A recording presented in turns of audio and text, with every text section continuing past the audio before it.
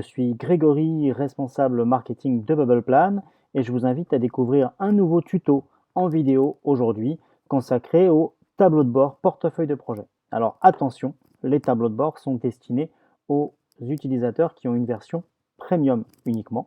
Vous n'y avez donc pas accès si vous êtes sur une version free de notre outil. Vous retrouvez ce tableau de bord dans la partie tableau de bord tout simplement et on va aller s'intéresser à son contenu. Maintenant, à quoi il sert? Il sert essentiellement à avoir une vue synthétique de tout ce qui se passe dans vos projets et donc à vous permettre de faire du pilotage, à prendre des décisions rapides ou alors à faire des présentations dynamiques et argumentées sur l'évolution de vos projets, notamment dans le cadre de comités de pilotage ou dans le cadre de comités de direction. Alors rentrons dans notre petit portefeuille de projet. Alors, sur chacun de nos tableaux de bord, vous aviez déjà vu qu'on avait une capacité d'export, ça ne change pas ici, et également un système de filtre dynamique tout en haut de notre écran. Donc là, c'est la même chose sur le portefeuille de projet. Je peux choisir les projets que je veux garder. Voilà. Donc moi, j'ai fait mon choix, je vais vous en montrer 5. Je vais pouvoir décider quels sont les chefs de projet que je veux étudier et je vais pouvoir décider aussi du contenu que je veux afficher. Je ne suis pas obligé d'avoir toutes les colonnes que j'ai montrées ici. La petite disquette à droite, pour ceux qui ne la connaissaient pas, je vous le dis, elle vous sert à mémoriser votre programmation de filtre pour ne pas avoir à toujours reparamétrer cela. Alors, notre tableau de bord portefeuille de projet, il est décomposé en deux parties. La partie haute, où on a finalement une synthèse globale de ce qui se passe sur les projets. On va retrouver donc l'analyse sur l'avancement des bulles, l'analyse sur la réalisation des actions, le ciblage par rapport au budget prévisionnel ou alors aux dates de cible de réalisation de vos projets ou encore finalement la répartition par météo projet. En dessous, de manière synthétique, l'analyse de chacun des projets que vous avez choisis qui vous permettra finalement de présenter ces éléments-là, mais d'un seul coup d'œil, on le voit, hein, c'est très graphique, de pouvoir mieux vous rendre compte de ce qui se passe.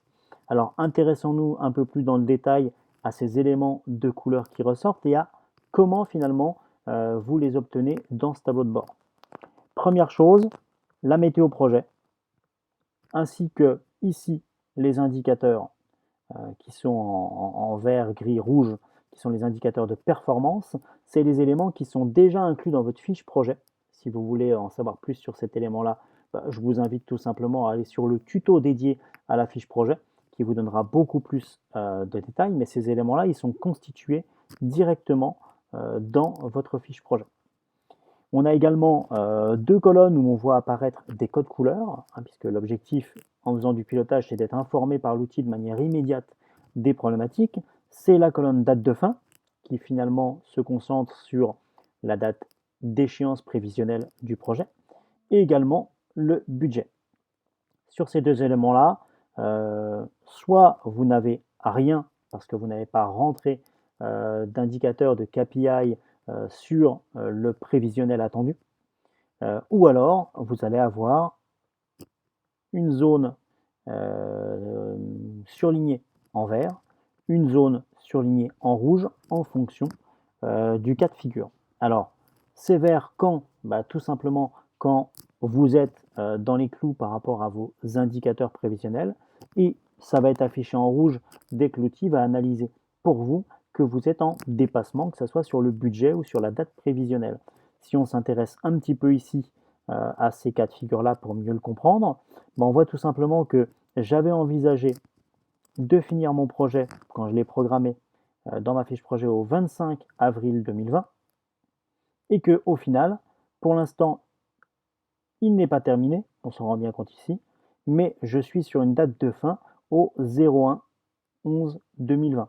J'ai donc près de 6 mois de retard et l'outil, comment il analyse ça? En fait, il prend en compte votre date prévisionnelle de fin, il la compare au dernier élément présent dans votre projet, donc à sa date, et il vient faire le rapport pour vous symboliser tout ça.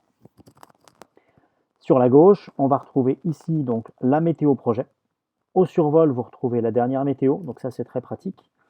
Et on va retrouver ici les codes couleurs qui symbolisent les catégories. Bien entendu, sur tous ces sujets-là, on a des tutos dédiés, donc vous pouvez vous y reporter si c'est des sujets qui vous semblent assez obscurs.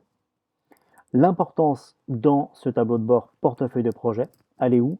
Elle est tout simplement que ça va vous permettre de faire de manière très rapide un état des lieux de comment évolue globalement chacun de vos projets, de pouvoir vous faciliter la tâche pour des présentations ou pour des argumentations, notamment dans le cadre de comités projet, de comités de pilotage, de comités de direction, puisque vous pourrez facilement mettre en exergue certains aspects du projet. Si vous cliquez sur le projet, ça vous renvoie dedans, vous montrez le détail, tout simplement. Et bien entendu, dès l'instant où vous survolez certains éléments importants, vous allez retrouver l'information qui concerne cet élément. Voilà, donc c'est plutôt un tableau de bord qui n'a pas vocation à être un tableau de bord opérationnel, mais plutôt un tableau de bord destiné aux managers, avoir un regard global. Il n'exclut pas malgré tout de partir après dans les projets ou d'échanger avec ses équipes pour considérer le pourquoi d'un retard, le pourquoi ça se passe mal, pourquoi ma météo est pluvieuse aujourd'hui. C'est pas du tout lié au fait qu'on fasse ce tuto en hiver, hein. Il y a forcément une circonstance. Et donc ces éléments-là, n'oubliez pas, vous les formatez et vous les retrouvez directement dans votre fiche projet. Voilà, j'espère que c'est clair pour vous, que vous allez pouvoir vous servir pleinement de ce tableau de bord-là. Il est vraiment très intéressant quand vous êtes en multi-projet, quand vous voulez avoir une analyse fine de ce qui se passe, mais en un seul coup d'œil.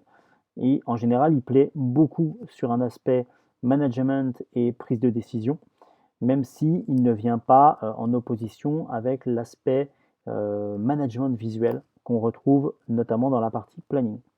Je vous souhaite une bonne journée, je vous dis à bientôt pour d'autres tutos et n'hésitez pas, si vous aviez le besoin ou des questions sur ce tableau de bord portefeuille de projet, à vous adresser à nos équipes, notamment par le biais du chat. Bonne fin de journée, à bientôt à tous pour d'autres tutos, au revoir.